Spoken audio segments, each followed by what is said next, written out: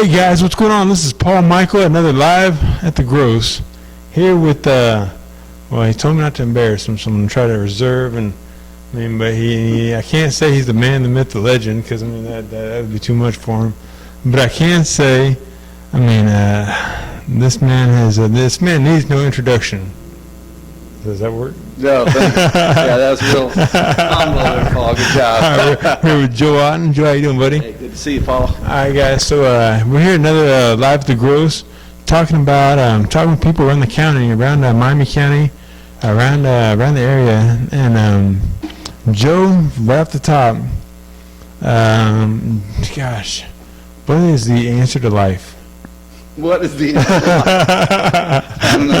I don't know. Let's Keep go back. cranking on. Let's pull back in. All right. So let's talk about your family. Okay. Now, you're from the area for your whole life, right? Right, grew up here. All right. So I'm the fourth of 6 kids here in Miami County. My dad, Tom, and my mom, Susan. We're married for 20-some years. Got divorced in high school, still had a good relationship, and graduated, small town boy. Mm-hmm. Went to Pittsburgh State to cut my teeth in college, and then transferred to KU. Got an advertising degree, graduated, moved to Florida. And so when did you come back from Florida? So I got back from Florida late 80s, and worked in Kansas City metro area, but then I got a job in the industry I'm in now, pharmaceutical sales. Moved to Omaha, met my wife, Kathy, who's also from here, Kathy England Auten. Nice. Right? So we got engaged, moved up to Omaha, got married, lived there a few years, and I've been back in Paola since 1993. So, wow. Yeah. So okay. So pretty much, I mean, except for a few little stints away. Yeah. You're pretty much a lifer. So, all right. Let's get into your family real quick. Let's talk about. I mean, your mom and dad. Are they from? Okay. How far removed, or how far is your family removed from? I mean, how many generations? Well, I'm not sure what you mean, but they're from St. Joe, Missouri. My mom's from a huge family of 8, and my dad was an only child. Okay. They got married and moved down here. Mm-hmm. And so then, like I said, I'm the fourth of 6 of us. They got divorced in high school, but they had a cool relationship. I actually thought it was a cooler relationship after they got divorced than when they were married. So it was just a good thing for everybody, I think, when they split up. But they remained friends their whole life. Okay, good news. So, okay, what I was getting into was, I mean, so they're from St. Joe, Missouri? Yes. All right, and how many brothers and sisters do you have? So I have 3 sisters, 2 brothers. 3 sisters, 2 brothers. Yeah. One's deceased. Steve, he was the pharmacist in town. Everybody probably knows Steve Auten at Auten Pharmacy.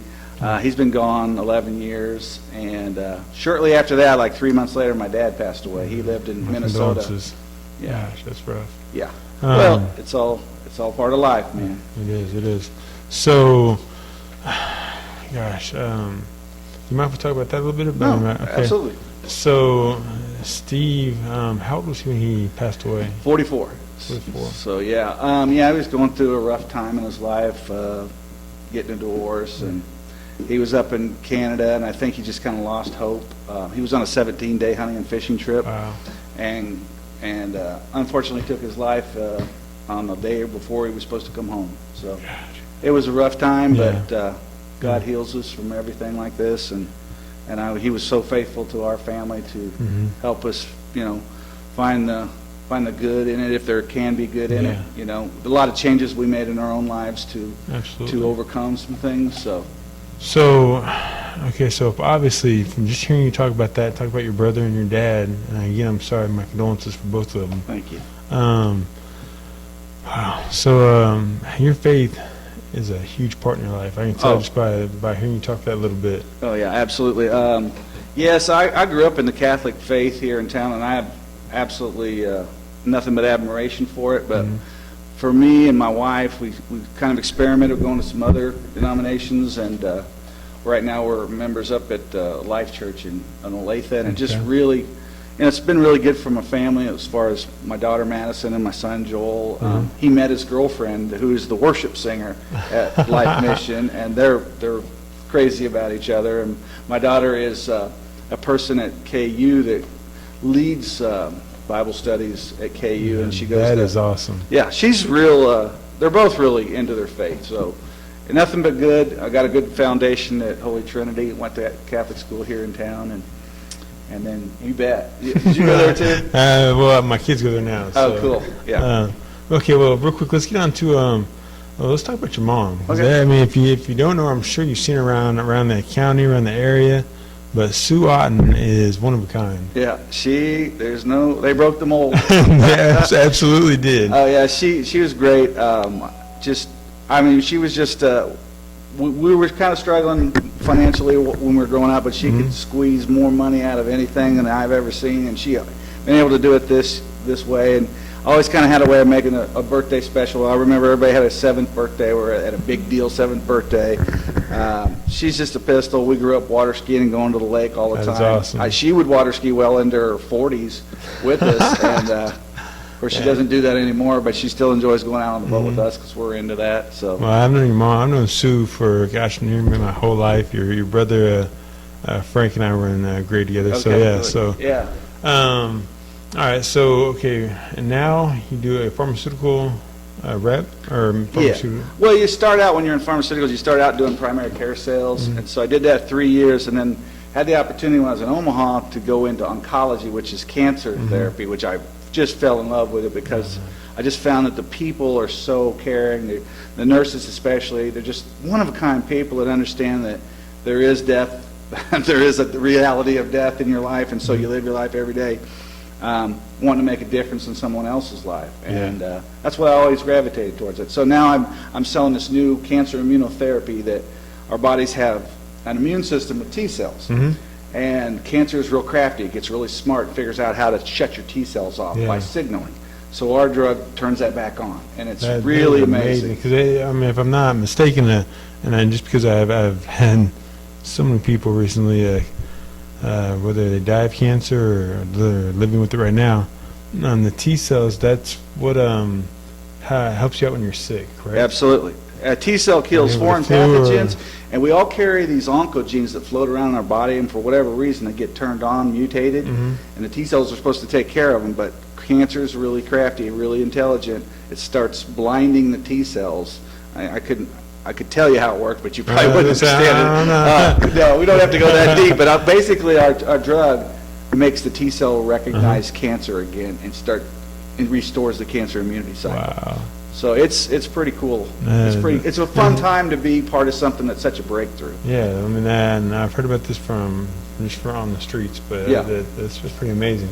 Yeah. And so you have 2 kids.'s Madison's our oldest. She's a pharmacy student at KU. She's 21, and Joel is 19. He goes to Pittsburgh State University. He's studying to be an electrician.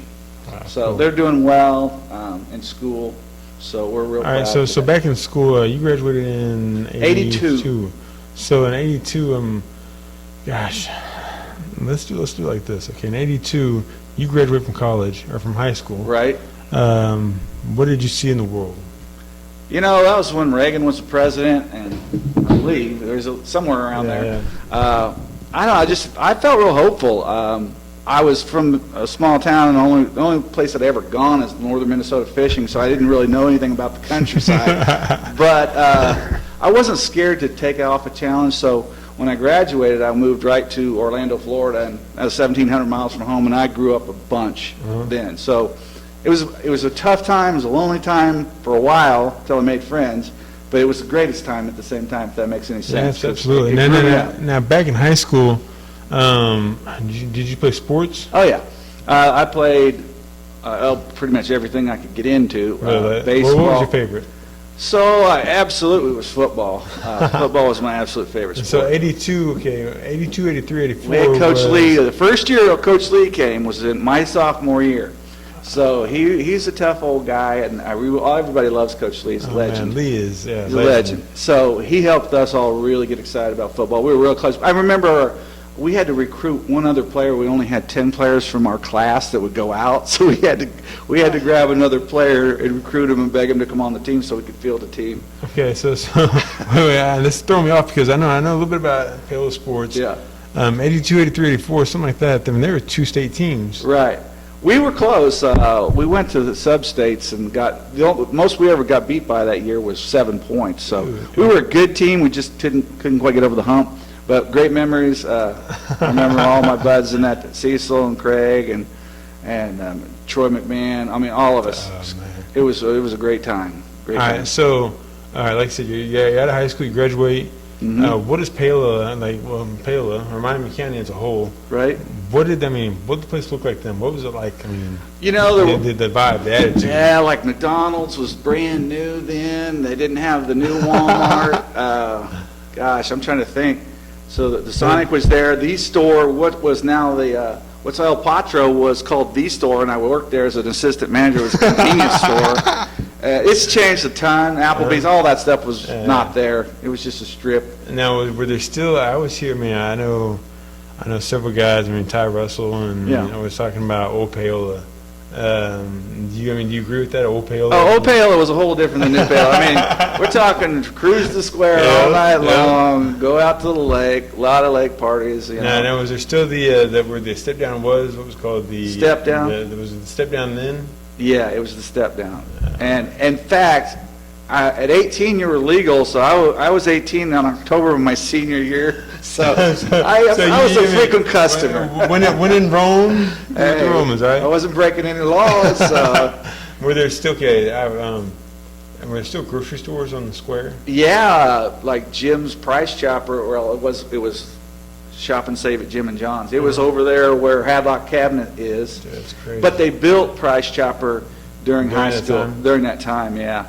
And then IGA was still down south of the square, or north of the square, I believe. Because I remember going by. It was right on the way home all the time. So I don't know if I have all my dates right, but I just remember what was there. And my dad's Ford dealership was Ford's Hitch and Post Museum back in the 70s. That's right. Yeah, I remember hearing about that. Yeah, Tom Auten Ford. So that's cool that my friend Jim Queen owns it now, and I'm in it a lot. So That's pretty cool.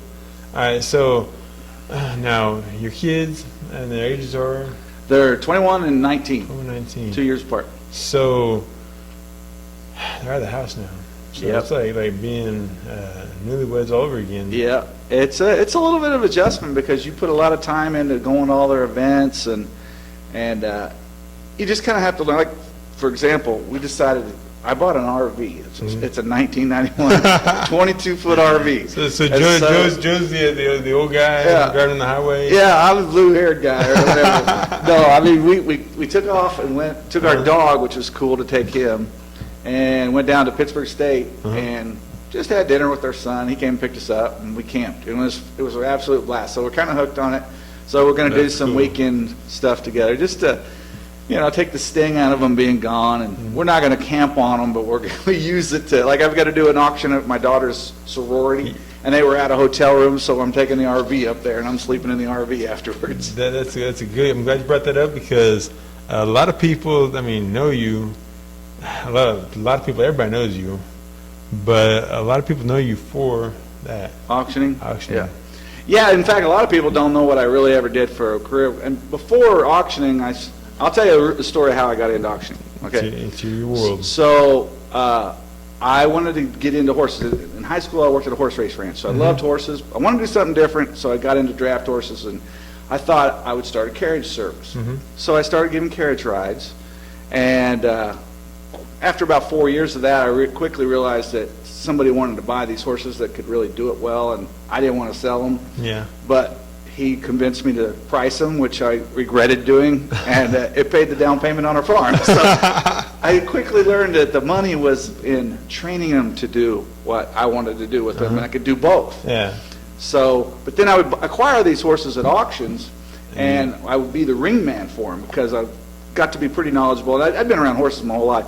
So what happened was they started asking me, you ought to go to auctioneering school and help us sell these horses. So I was like, yeah, I ought to do that.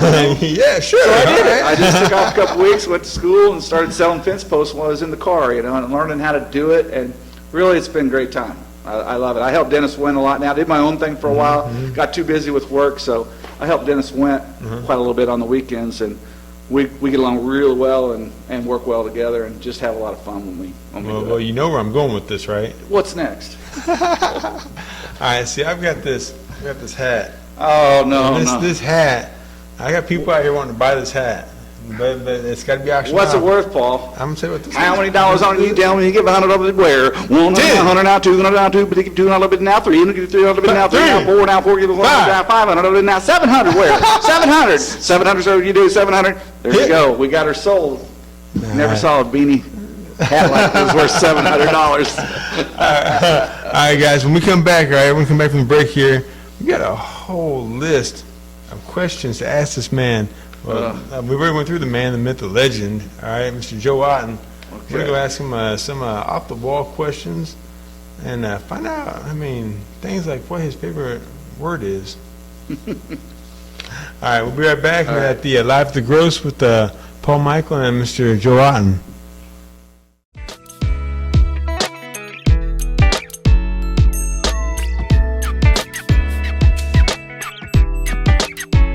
Ba-da-ba-da-bum. All right, we're here again with Live at the Gross, Paul Michael Davis. Paul Michael's what they call me, with my man who needs no introduction, all right? And Joe, the man Auten. And Joe, oh my God, thanks so much for being part of this, all right? Sure. This time for a Q&A. It's time for the hot seat. Well, this isn't really the hot seat. This is kind of the mild seat. But we're going to ask you some questions kind of off the wall. And just get your first thought that pops in your head. Just right there. Bring it. All right. All right. First off, all right, this one's out here, but how many pennies would fit in this room? How many pennies? I'm just kidding. Yeah. That's actually a question I have. Oh, really? Okay. All right. How many? Let's just do this one right here. All right. Are you more of a hunter or a gatherer? Oh, I'm more of a hunter. More of a hunter? Yeah. Go out there and get the bacon? I like to fish. Yeah. Go for the walleyes. So is fishing your favorite? Yes. I mean, absolutely. I used to like to hunt, but I like fishing a lot more now. So where do you fish at? Canada or Minnesota, northern Minnesota. I was going to say, you got something against U.S. fishing? I don't have time when I'm here. I have to be on vacation to have the time, but I pull my boat clear to Canada. Walleye? Yeah, walleye and... Now, do you fish from a boat, or do you fly fish, or do you fish from No, I haul my boat all the way there because I'm real picky about what I fish out of. Really? So I drive it 900 miles north. No kidding. Yeah, and it's worth everything. Dude, that is awesome. It's great. That's great. Man. All right. What was the last gift that you gave someone? Oh, that's easy. I gave my wife flowers for her birthday was this week, and I gave her 2 antique chairs that they were outdoor lawn chairs. I'd never seen high back ones, so she loved those. She will see this. Well, that's okay. But she knows. No. I know you know, darling. Would you sing her happy birthday? I don't have that good of a voice. Well, I'd like to. Oh gosh, well, I told him before. I told him off camera before we started that I was going to try to get him to sing. But I guess Elvis, Yeah. I mean, Elvis, you're not. I guess I'm not gifted that way. Sorry. All right, so now tell me something. Well, we'll go with this one. Okay. What is the funniest thing that happened to you recently? Funniest thing. Gosh, recently, I was able to present this award to my peer, and I got to do a spoof on him a little bit, kind of a little bit of a roast, and had a good time making fun of him, and got a pretty good laugh. Did it about 100 people in our region. Wow. He got the Essence of the Division kind of award, and we roasted him a little bit. Because he's kind of an anal guy, but he's a great guy. So now this is kind of off topic, but I guess on topic. But would you say that you're more of a on your laugh? Or are you more of a ha ha ha ha? Are you more of a no? What kind of laugher are you? I'm probably an out loud laugh. Out loud laugh. Yeah, I'm probably can you belly laugher. Give me a taste. Yes, I can. There you go. It's got to be funny.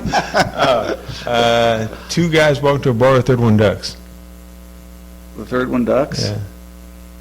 Yeah. Two guys walking to a bar, and the third one ducks. Ducks under what? The bar. Man, see, this is killing me here, guys.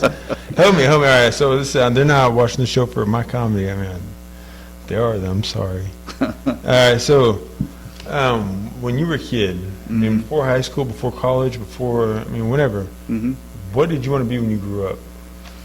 I kind of figured I'd be a manufacturer's rep. My dad was a salesperson, and I have a very similar personality with him. So I had pictured myself being some sort of manufacturer's rep. I really wanted to be in advertising, but I couldn't pay my school loan debt, making $10,000, $12,000 a year. So I'm talking about like back in grade school. Yeah, that's Back in grade school, you should I pretty much knew. Well, I grew up when he had the it's true. I mean, the thing over there, and I was selling corn out of the back of brand new Ford trucks, so I figured I was going to end up in sales. That is killer. All right. What inspires Joe Auten? What inspires me is having a definiteness of my purpose, what I'm doing, what I want to happen. You know, my goal, reaching goals, and I set a lot of different goals, and if I'm working towards those goals and I'm knocking stuff off of the list, I get inspiration from that. And when I see somebody else doing it too, Nice. somebody that I admire, that's inspiring to me. Sweet action. All right, now this is gonna change the topic real like huge. Okay. What is your favorite? All right, since you're a child of the '80s, Right.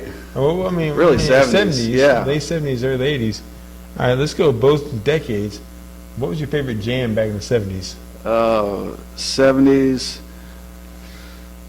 You know, I hate to admit this, but we had a discotheque north of town. Dude, that is.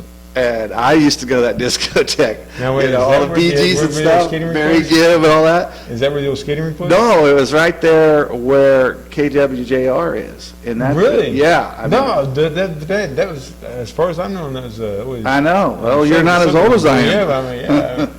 that really. It used to be a discotheque. Dude, that place was. And it was rocking. They had the disco ball and everything. I'd go in there. I'm a little closet John Travolta, I guess. Dude, I don't know. That is killer. That is. So Saturday Night Live, all that stuff. That is awesome. Yeah, I remember it vividly. Yep. No way. That. All right. That kind of blew you away, didn't it? I'm impressed. Yeah. All right. So now do this. Your favorite '80s jam? Favorite '80s. Or early '80s? Yeah. Man, I'm really bad about name that tune kind of guy. Were you a hair band? I'm kind of all over the board. Hey, what's that with Jay Giles? Is it the Jay Giles band? You dropped a bomb on me? Yeah.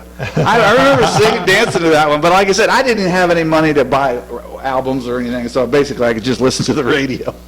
So I didn't collect. I know REO Speedwagon was huge, and I knew about every song on my 8-track player. 8-track player, dude, that's awesome. All right, so,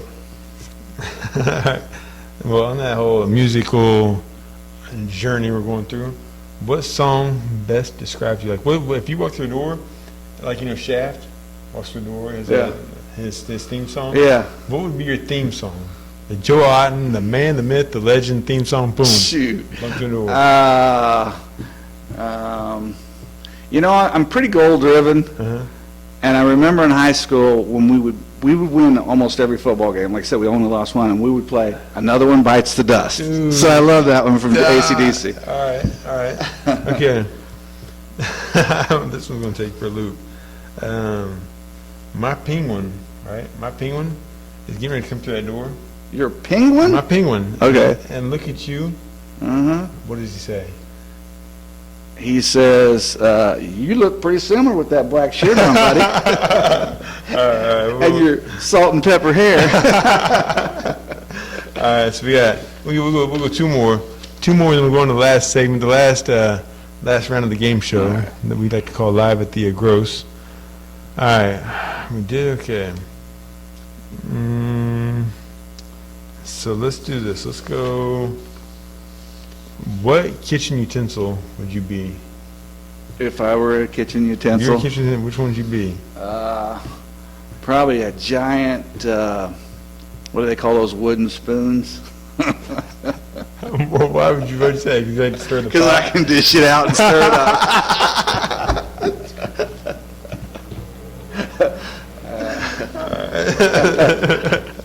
All right, last question, and we're gonna wrap this up. All right, if I could grant you one wish, one wish, Joe, one, not two, one. One wish. what would it be? And yeah, what would it be? You know, probably the elephant in the room is I'd love to have my brother back here and with us today, enjoying those fishing trips up north. So that'd be the one thing I'd ask for. That's good. And on that note, we're going to go to a commercial break. Joe, thank you, man. You're welcome. We got one last segment coming up. Don't go away. Don't turn that dial.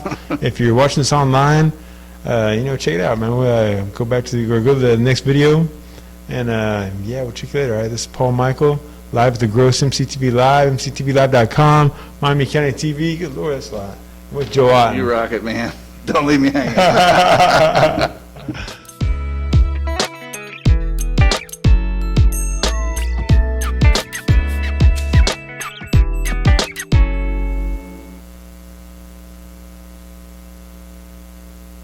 Oh, hey, welcome back to the show. Hey, Paul Michael here with Joe Auten, live at the Gross. And folks, we're down to the last little bit, but before we get to these last few questions, I do have a bit of a serious, more serious topic I want to talk to you about.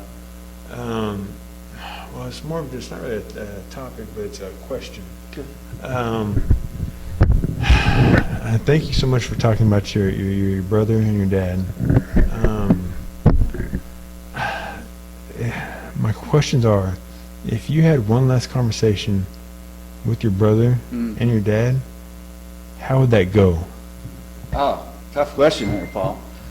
Well, with my brother, I was pretty much talking to him about every weekend before he went on that trip, and I just kept telling him that, you know, it's a divorce. It's not the end of your life, and you know, I think if you look for this seed of adversity, the equivalent benefit in the adversity, you will move on and you'll be strong again. But it's hard to see that when you're low, you know. And so I would keep encouraging him, but obviously I didn't see that coming. That was blindsided us all. You know, just don't really realize how depressed someone can get, and they can hide it pretty well. So I would probably ask a few more questions based off that experience. So real quick before you get your dad, when you get this is probably it's too personal. We'll just go past it. No, it's fine. But when you get up to heaven and you get through the pearly gates and you see him, obviously you're gonna hug him. Oh yeah. But what are you gonna say to him? Well, I realized that the only way I could go on here is, you know, it was hurtful that he's gone, and I have to physically put him in a chair next to me, but, you know, imagine it in my mind and just said, I forgive you for what you did, and I know that you were depressed, and I know he's already most likely aware of that, so I can move on and still just pure love him, you know, for what he was, because we had so much great memory together, and I want to thank him for that. So, that's cool. Yeah. And so now your dad. So my dad. So yeah, that was a shocker, because I think he got a little ill after Steve passed, and he really never recovered from it, and he had a heart attack, we believe. I would just say, you know what, Dad, you were like the most forgiving man I've ever known. If someone offended him, he would maybe be mad a day or two, but he would just get over it real fast, and I really admired that about him, and helped me learn to do that in my life. So I don't really try to hold grudges, because I saw the way he was able to live very successfully by not doing that in his life. So pretty cool thing to be like that, I think. That's really cool. All right, so now this is, I'm gonna have to say, by far, I mean, for me, and people I know, people I run with, my kids especially, one of the most important questions that I'm probably going to ask you today at this interview, live at the Gross with Paul Michael. Gosh, in the days and times of the resurgence of DC and Marvel Comics, all right, if you could, or if you do have right now that we don't know about, have a superpower, what is it, and what would it be, and why? Good question. I definitely don't have a superpower. I do read people pretty well. I think that's why I gravitated towards sales. I can kind of assess it. Like my wife says, you can go in a room and assess everybody's mood really quickly, but she doesn't know that. Yeah. I mean, she doesn't do what I do, so I have to be able to do that, read the mood of the room. But you know that movie with Mel Gibson where he could read all the women's minds? Yeah. I would love to be able to do that. Because sometimes, man, women are from Mars, you know. It would just be so helpful. Sometimes I just don't get them. I think that's barking up the wrong tree you can never get to. Yeah. Oh, wow. All right. So, good answer. Yeah. Good answer. That's top 10 answer. All right. Two more questions. Now, tell me, if you could tell me your life story in 10 seconds, All right. what would those words sound like? In your own opinion. Yeah. Struggle in the beginning made me stronger. A little underconfident in high school, got encouragement. Took risk to move to Florida by myself. Yeah. Moved back. Everything's worked out well. Now, what would the title of your movie be if you had a movie? I don't know. The Lost and Found. I don't know. All right. So we made it. We made it, Joe. This is Thanks, down Paul. to the final 10 questions. Oh gosh. This is the Is this rapid fire? This is rapid fire. This is boom, boom, boom, boom, boom. All right. This is Okay. hot seat time. What is your favorite word? Leorningschnicht. It means a learning young woman. I learned it in Old English, and I used to call my wife that all the time. 'Cause she was in college. All right. Well, what is your least favorite word?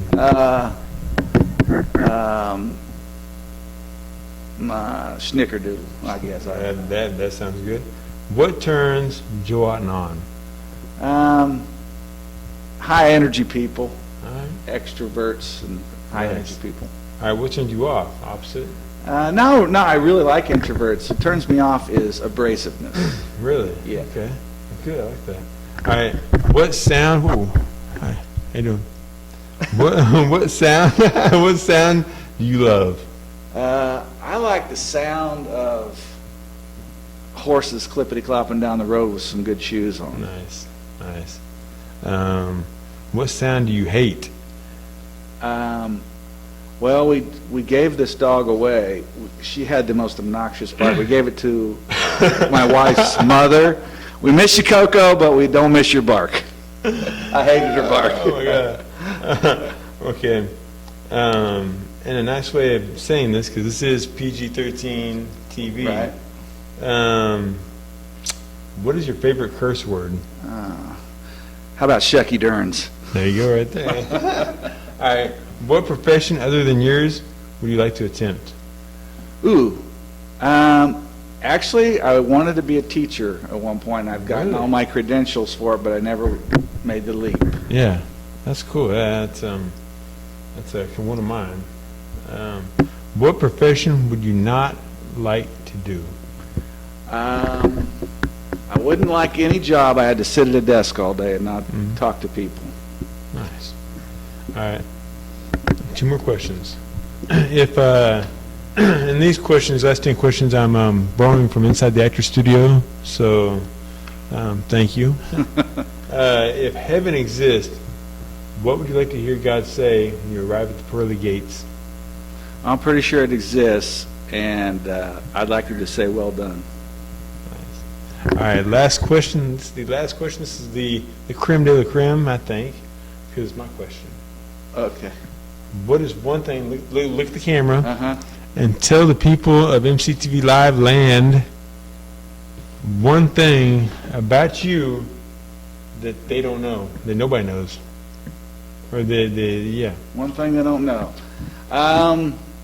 Maybe you didn't know before this interview that I was a pharmaceutical rep for 20-some years, because most everybody asked me about my horse business and Auction. and auction. I think they know me from the auction, but so yeah, I mean, it's never been anything. I'm really proud of working for a company that helps patients live longer with more quality in their lives, and that gives me that purpose every day. So I'm a big person on making sure you love what you do and think about that and live it out every day. Joe, Thanks, Paul thank Michael. you, buddy. Yep, All right. appreciate it. This has been Live at the Gross, Paul Michael, Joe Auten, and we will see you next time. Let the road be good to you. All right. See you then. Thank you.